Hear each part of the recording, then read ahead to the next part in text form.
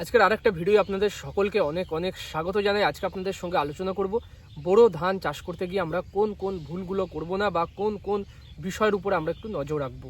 আজকে আপনাদেরকে এই ভিডিওর মধ্যে 3 থেকে 4টে বিষয় তুলে ধরবো, যেগুলো একটুখানি আপনাদেরকে কিন্তু সতর্ক থাকতে হবে বা এই বিষয়গুলো নিয়ে আপনাদেরকে কিন্তু সিরিয়াস থাকতে হবে। না হলেই কি হবে, বোরো ধান হয়তো ধান ভালো হবে না, বা হয়তো গাছ ভালো হবে না, বা ফলন কম হবে, বা ফলন হলেও ধানের যে ওয়েট, ধানের যে ওজন, তাতে দেখবেন আপনি অন্য জনের তুলনায় মার খেয়ে গেছেন। তাই ভিডিওটা সম্পূর্ণটা দেখার অনুরোধ রইল, কমপ্লিট দেখবেন। যে বিষয়গুলো আপনাদের ভুল হতে পারে, মেবি ভুল হতে পারে, হয়তো আপনারা অনেক এক্সপিরিয়েন্স চাষি রয়েছেন, আমি তো বয়সে অনেক ছোট, আমার অভিজ্ঞতা অনেক কম, কিন্তু যেটুকু শিখেছি আপনাদের কাছে তুলে ধরার চেষ্টা করব। হয়তো আমি যেগুলো বলছি তার মধ্যে কোনো একটা পয়েন্টে একটা হয়তো ভুল করে থাকেন কোনো না কোনো সময়ে। সে কারণে অনেক সময় কি হয়, অনেক প্রবীণ, অনেক বয়স্ক, অনেক পুরনো চাষিরও কিন্তু এই ভুলগুলো হয়ে থাকে, এবং এই ভুলগুলো হওয়ার জন্য কিন্তু এখনকার যারা নতুন চাষি রয়েছে তাদের চেয়ে তারা অনেকটা পিছিয়ে পড়েছে আজকের দিনে এই চাষের ব্যাপারে। তা আপনাদেরকে কমপ্লিট দেখার অনুরোধ করব, সম্পূর্ণটা দেখে আপনাদের মতামত কমেন্টে জানাবেন যে আমি যে বিষয়গুলো বললাম এগুলো কি সত্যি সত্যি জরুরি ছিল, বা ভিডিওটা কি আপনাদের জন্য সত্যি সত্যি উপকারী ছিল, কমেন্টে জানাবেন। প্রথম যে বিষয়টা যেটা নিয়ে আমি আলোচনা করব আজকে, সেটা হচ্ছে বোরো ধান। যেহেতু হচ্ছে গরমের ধান, এখন আমরা রোপণ করছি, ধানটা ভরপুর গরম, অতিরিক্ত তাপ, অতিরিক্ত আপনার হচ্ছে রোদের যে টেম্পারেচার সেটা সহ্য করবে। সেই কারণে আমরা কিন্তু জমি সবসময় লেবেল করব, খুব ভালোভাবে লেবেল করে জমি সমান করে মাচেল, সিউড়ি যেগুলো যা আমাদের দিতে হয় দিয়ে আমরা কিন্তু জমিতে রোপণ করব, এবং খেয়াল রাখবো যে যতদিন না ধানটা জমি ঢাকছে, যতদিন আমাদের মাটি দেখা যাচ্ছে বাইরে থেকে, ততদিন আমরা জমিতে হাফ ইঞ্চি করে জল ধরে রাখবো, হাফ আঙুল, অ্যাটলিস্ট হাফ আঙুল যেন জল আমরা ধরে রাখবো। এতে করে কি হবে, আমাদের যে নতুন যে গুছিটা আমরা রোপণ করেছি, যে আমরা কুশিটা রোপণ করেছি, সেটা কিন্তু জীবিত অবস্থায় থাকবে, সেটা ডাইরেক্ট আপনার পাশকাঠি কিন্তু ছাড়তে শুরু করবে। আর যদি আমরা ধান রোপণের পরে অনেকে কি করি, ঘাস মারা ছড়াই, চাপান ছড়াই, এবং চাপান ছড়িয়ে 4 থেকে 5 দিন আর জমিটায় জল দিই না, এবং যদি বাই চান্স জমিটা উঁচু জমি হয়, মাটি বেরিয়ে যায়, শুকিয়ে যায়, তাহলে কিন্তু সেই যে গাছিটা আমরা রোপণ করেছি সেটা দেখছেন এইভাবে ঝিমিয়ে যায়, এইভাবে কিন্তু শুকিয়ে যায়, মারা যায়, এবং পরবর্তীকালে হয়তো আবার যখন জল দিই নতুন করে পাশকাঠি ছাড়ে বা গোড়া থেকে নতুন করে কিন্তু আবার তার ব্রাঞ্চিং হয় এবং ধানটা কিন্তু উঠে যায়। তবে আমরা চেষ্টা করব, আমরা কিন্তু এই 4 দিন 5 দিন গ্যাপটা আমরা দেবো না, আমরা প্রথম থেকেই জমিতে একদম ভরপুর হাফ আঙ্গুল, অ্যাটলিস্ট যেন হাফ আঙ্গুল জল জমিতে থাকে সবসময়, সেটা আমরা নজর রাখবো বা সেটা খেয়াল রাখবো। তাহলে কি হবে, ডাইরেক্ট রোপণের সঙ্গে সঙ্গে 3 থেকে 4 দিনের মধ্যে দেখবেন ধানটা কিন্তু নতুন করে সাদা যে শিকড়টা দেখতেই পাচ্ছেন, এখানে আমি ভিডিও দেখাচ্ছি, সাদা শিকড় ছাড়তে শুরু করে দেবে, এবং শিকড় ছাড়ার সঙ্গে সঙ্গে ধানটা কিন্তু ব্রাঞ্চিং হতে লাগবে। আর দেখবেন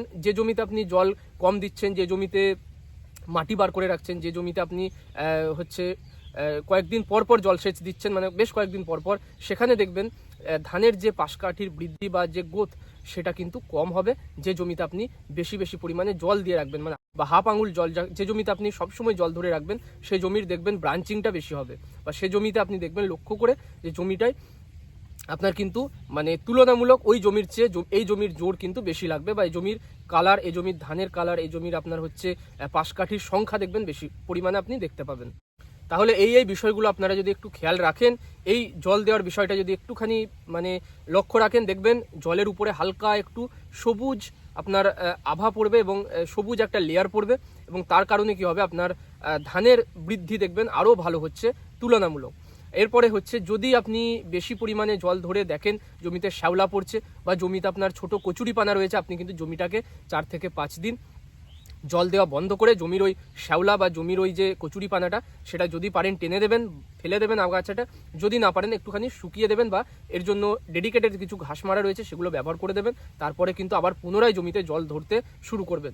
না হলে কি হবে, যদি এই আগাছা অবস্থায় বা আপনি হচ্ছে এই কচুরিপানা বা শ্যাওলা অবস্থায় সবসময় জল ভরে রাখেন, আপনার কিন্তু মাটিতে বা আপনার যে ধানের যে অক্সিজেনের ডিমান্ড সেটা কিন্তু ঘাটতি হবে, এবং সেখানে কিন্তু আপনার ধানের বৃদ্ধিটা বাড়ার পরিবর্তে থেমে যাবে, বা ধানের গাছিগুলো নতুন করে ব্রাঞ্চিংগুলো উপরের দিকে উঠতে পারবে না, শ্যাওলায় সেটা কিন্তু আটকে দেবে।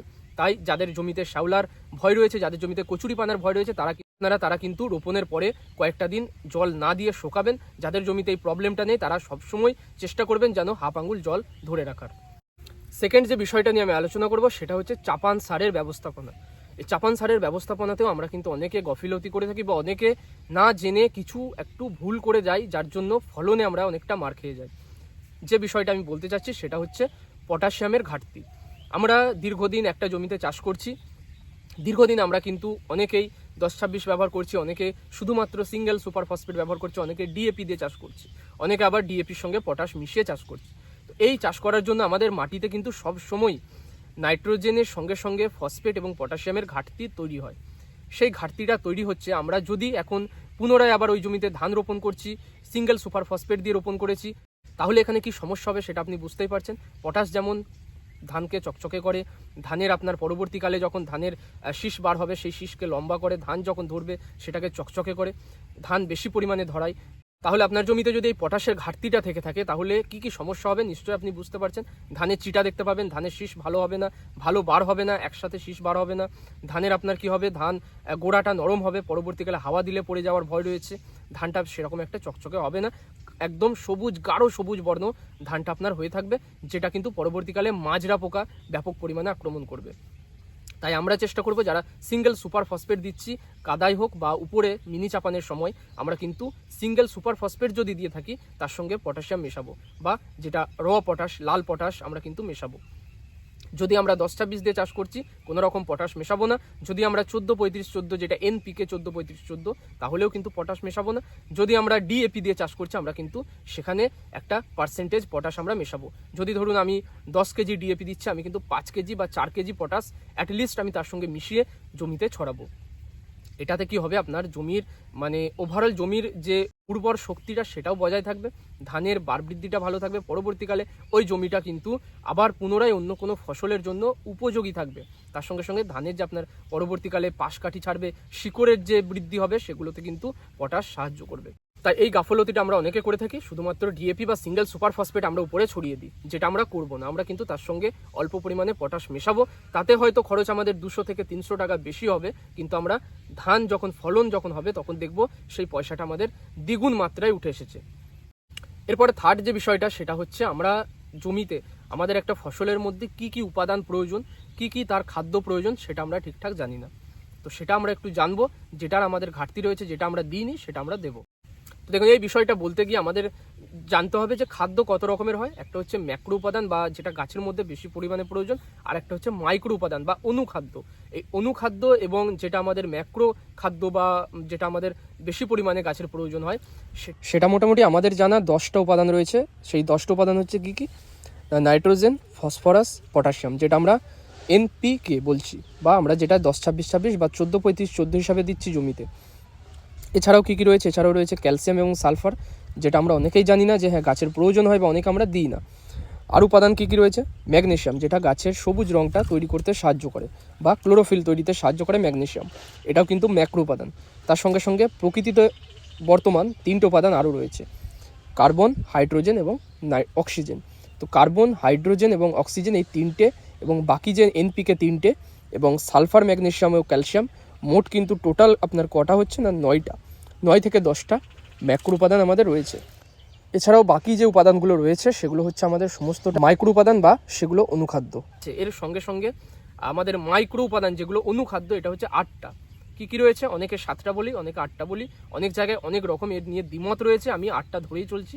সেটা হচ্ছে boron, copper, manganese, nickel, zinc এবং মলিবডেনাম। তো এই যে 7 থেকে 8টা আমাদের অনুখাদ্য রয়েছে, যেগুলো আমাদের জমিতে প্রয়োজন বা মাটির জন্য প্রয়োজন বা গাছের জন্য প্রয়োজন, সেগুলো আমরা কিন্তু বাইরে থেকে অনেক সময় দিই না। কি হয়, আমরা দীর্ঘদিন জমিতে চাষ করছি, এই অনুখাদ্যগুলো বেশিরভাগ সময় কিন্তু জমিতে মাটির মধ্যে থাকে, বর্তমান থাকে, বোরনটা কম পরিমাণে থাকে, ম্যাঙ্গানিজ, ম্যাগনেশিয়ামটাও কম পরিমাণে থাকে। বাকি যে উপাদানগুলো সেগুলো যে পরিমাণে থাকে সেটা কিন্তু এনাফ, সেটা আর বাইরে থেকে দেওয়ার প্রয়োজন হয় না। তো আমরা যখন দীর্ঘদিন চাষ করছি, আমাদের মাটিতে যেটুকুই বোরন, যেটুকুই ম্যাঙ্গানিজ, যেটুকুই ম্যাগনেশিয়াম রয়েছে সেটা কিন্তু ধীরে ধীরে ধীরে ধীরে কমে আসছে বা শেষ হয়ে আসছে, বা অনেক জমিতে কিন্তু সেটার ঘাটতি রয়েছে। আমরা যখন মাটি পরীক্ষা করি সেখানে বেশিরভাগ দেখতে পাই বোরনের ঘাটতি রয়েছে জমির মধ্যে।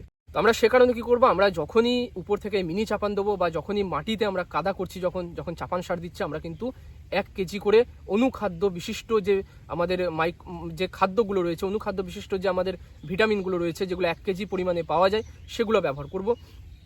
এর মধ্যে কী কী রয়েছে, এর মধ্যে আপনারা মাইক্রোরাইজাল ফার্টিলাইজার ব্যবহার করতে পারেন, যেমন আমি যেটা ব্যবহার করেছি র্যালি গোল্ড, টাটার। অনেকে আপনারা কিন্তু নাসা গোল্ড ব্যবহার করতে পারেন, যার মধ্যেও কিন্তু সমস্ত অনুখাদ্যগুলো রয়েছে, ম্যাক্রো এবং মাইক্রো 2 রকম খাদ্যই রয়েছে। অনেক আপনারা সিউইড এক্সট্রাক্ট ব্যবহার করতে পারেন, সাগরিকা জেড প্লাস যেটা বালতি হিসাবে পাওয়া যায়, কেজি হিসাবে পাওয়া যায়, সেটা ব্যবহার করতে পারেন 2 কেজি করে। তো এই যে অনুখাদ্যগুলো রয়েছে এগুলো যদি আমরা চাপানের সঙ্গে মিশিয়ে ছড়াই, আমাদের ধানের কিন্তু গ্রোথ যেমন হবে, ধানের ফলনও ব্যাপক হবে, ধানে আমরা দেখতে পাবো ধান চকচকে, ধানের কোনো রকম ঘাটতি কিন্তু হবে না। খাদ্যগুলো ধানের মধ্যে খুবই অল্প পরিমাণে প্রয়োজন, বেশি নয়, 1 থেকে 2 কেজি দেবো আমরা। বেশিরভাগ ক্ষেত্রে আমরা কিন্তু 1 কেজি দিয়ে থাকি, কোম্পানি বলছে 2 কেজি করে দেওয়ার, খরচ একটু বেশি হয়, আমরা 1 কেজি করে দিলেও কিন্তু কাজ হয়ে যায়। তো 1 কেজি করে আমরা এই অনুখাদ্যগুলো ব্যবহার করব, তাহলে কি হবে, কোনো রকম যে ঘাটতিজনিত এই সব অনুখাদ্যের ঘাটতিজনিত যে রোগগুলো বা যে কারণে আপনাদের নানা রকম ধানের মধ্যে রোগ দেখতে পাওয়া যায়, এসবের ঘাটতির কারণে সেগুলো আমরা দেখতেও পাবো না, জমিতে ধান ব্যাপক হবে। তো এই 3টে বিষয় ছিল খুবই গুরুত্বপূর্ণ, একটা আমাদের চাপান সার বিষয়ে, একটা জমিতে জল ধরে রাখার বিষয়, আর একটা হচ্ছে অনুখাদ্যর বিষয়। 3টে বিষয় আপনাদেরকে আমি ক্লিয়ার করে জানিয়ে দিলাম, ক্লিয়ার করে বললাম। এই গেল আমাদের 3টে পয়েন্ট। চতুর্থ পয়েন্ট হচ্ছে আমরা যারা যে সব এলাকায় আমরা দেখি প্রত্যেক বছর মাজরার উপদ্রব প্রচুর, আমরা ওষুধ দিয়েও বাগাতে পারছি না, ভালো ভালো দামি দামি ওষুধ দিয়েও কিন্তু কন্ট্রোল হচ্ছে না। আমরা তারা কি করব, এই যখন মিনি চাপান ব্যবহার করব, এর সঙ্গে আমরা কিন্তু ফাটেরা বা হচ্ছে আমরা কিন্তু এখানে বরজ বা ফাটেরা এই জাতীয় যেগুলো 4G দানা, যে দানা কীটনাশক, সেগুলো আমরা ব্যবহার করে রাখবো। ফলস্বরূপ কি হবে, পরবর্তীকালে আমাদের কীটনাশকের পরিমাণটাও কম লাগবে। কীটনাশক আমরা যখন স্প্রে করব, দেখা যাবে পাশাপাশি যদি 10 জন স্প্রে করে, 10 জনের চেয়ে আপনার জমির দেখবেন মাজরার যে কন্ট্রোলটা সেটা বেশি থাকবে, মাজরার প্রকোপটা কম থাকবে, জমিতে কিন্তু মাজরা কম কাটবে, ধানটা কিন্তু দেখবেন পাশকাঠিগুলো সুন্দরভাবে উঠছে। তাই যারা এই 4G দানা বা যারা এই 4G দানা কীটনাশকটা ব্যবহার করব, ব্যারোজ বা ফাটেরা, তারা কিন্তু আমরা অবশ্যই এই যে এলাকায় আমরা দেখব যে পরিমাণটা বেশি থাকে, এই মাজরার প্রকোপটা বেশি থাকে, আমরা শেষে এলাকায় চেষ্টা করব এই কীটনাশকগুলো ব্যবহার করার, যাতে পরবর্তীকালে মাজরার প্রকোপটা আমাদের জমিতে কম থাকে। আর 5th বিষয়টা বা শেষ যে আলোচনাটা আমি আজকে করছি, সেটা হচ্ছে আমরা খরচটা কিভাবে মেনটেন রাখবো। খরচটা মানে ওষুধ খরচটা। আমরা অনেকে কি করি, প্রথম থেকেই ধান রোপণের পরে 20 দিন বা 25 দিন হয়েছে আমরা দামি দামি কীটনাশক স্প্রে করতে শুরু করি। আমরা সেটা করব না। যারা আমরা এই দানা কীটনাশকটা ব্যবহার করছি, আমরা প্রথম যে স্প্রেটা দেবো এই দানা কীটনাশক ব্যবহার করার ঠিক 5 থেকে 7 দিন পরে, মানে ধান রোপণের পরে 25 থেকে 30 দিন বয়সে কি স্প্রে করবো, আমরা কিন্তু খুব কম দামের মধ্যে সাইপারমেথ্রিন প্লাস প্রোফেনোফস বা সাইপারমেথ্রিন প্লাস ক্লোরোপাইরিফস এই জাতীয় কীটনাশকের সঙ্গে আমরা মেশাবো হচ্ছে ইমামেকটিন বেনজয়েড 5%, মিশিয়ে আমরা স্প্রে করব। তাতে করে আমরা দামি দামি কীটনাশক ব্যবহার করা থেকে বিরত থাকবো, খরচটা কম থাকবে। প্রথম দিকে আমাদের কিন্তু ধানের মধ্যে বেশি টেম্পার জাতীয় কোনো ওষুধ বা কীটনাশক যদি আমরা না ব্যবহার করি, তাতে ফলনটা ভালো হয়, তাতে ধানের ক্ষতিটা কম হয়।